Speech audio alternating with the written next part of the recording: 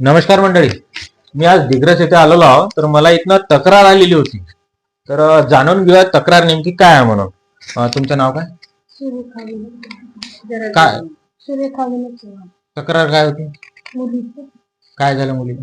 मुलगी 9 महिन्यापासून ती गायब आहे. तिचं काय आपण म्हणजे काही माहितच नाही आहे की काय झालं, मेली का जिवंत आहे ते असं आम्हाला काहीच माहित नाही आहे. कारण 9 महिने झाले. कारण मी जवळजवळ तिथं परेशान झाले.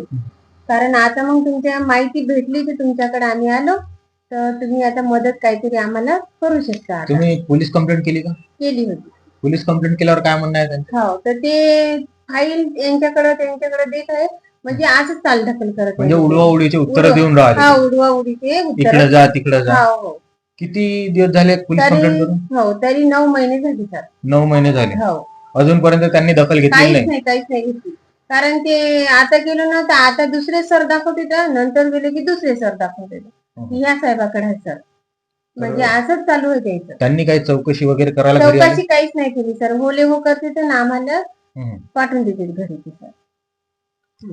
बघा, जवळपास 9 महिने झाले, अजून मुलीचा पत्ता नाही.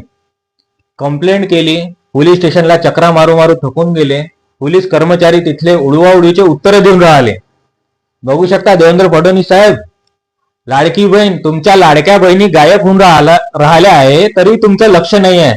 आणि पोलीस प्रशासन गरीब जनतेचा हासा आणि मजा उडवते. पैसेवाल्याच्या घरचं, मंत्र्याच्या घरचं एखादं कुत्र हरवलं ना, तर कुत्र्यासारखे पोलीसवाले कामी लागतात.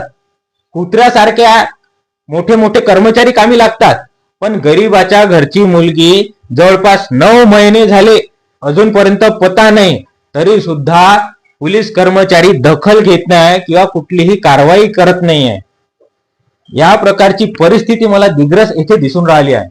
तर माझी अशी नम्र विनंती आहे की लवकरात लवकर यावर कुठली तरी कारवाई करण्यात यावं, यांच्या मुलीचा शोध घेण्यात यावा. नेमकं मुलीचं वय सांगू शकता की? 19.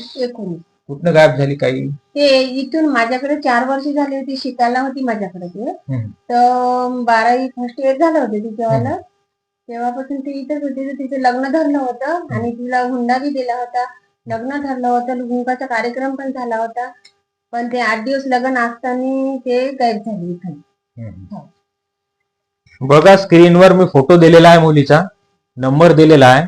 तुम्हाला जर ती मुलगी कुठे आढळली तर तुम्ही त्या नंबरवर संपर्क करू शकता. आणि प्रशासनाला, पोलीस प्रशासनाला, माननीय देवेंद्र फडणवीस साहेब, मुख्यमंत्री साहेब, मोदी साहेब यांना सुद्धा माझी हात जोडून नम्र विनंती आहे की